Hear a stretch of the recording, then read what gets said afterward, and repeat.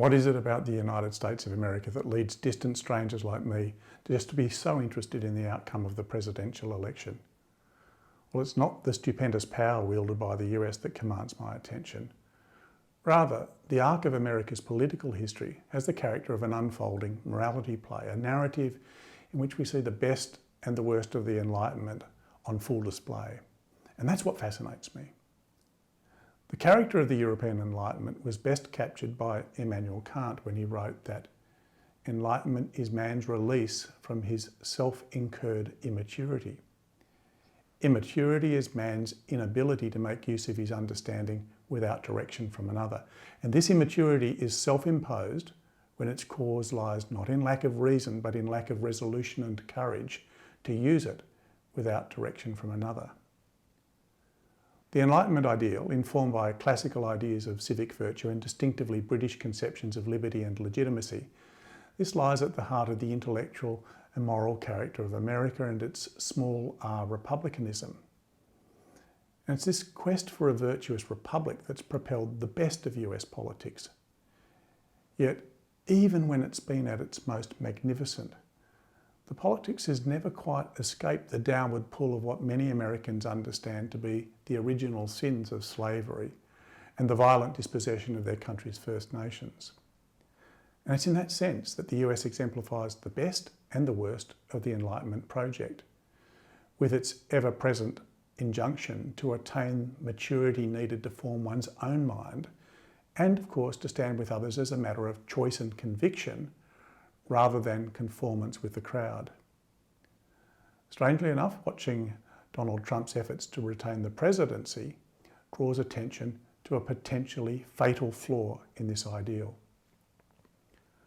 Watching the closing days of the presidential election, I've got to admit that the energy and commitment of Donald Trump began to seem worthy of admiration. I mean, he was a man who just refused to give up, even when prevailing opinion suggested that his cause was lost.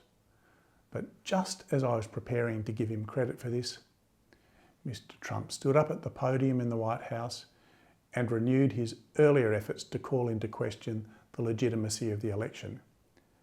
Now, the fact that he did so, it's not entirely surprising. After all, he's been suggesting that the US electoral process is fraudulent since before his election to his country's highest office in 2016. And it's hard not to see in this a selfish desire to prevail, even at the expense of weakening his nation's institutions and deepening the political chasm that divides its people. It's a selfishness that was revealed in a rare moment of candour during the penultimate rally of Trump's campaign. There it was in Kenosha, Wisconsin, and the president was reflecting on the underlying point of the election. And here's what he said.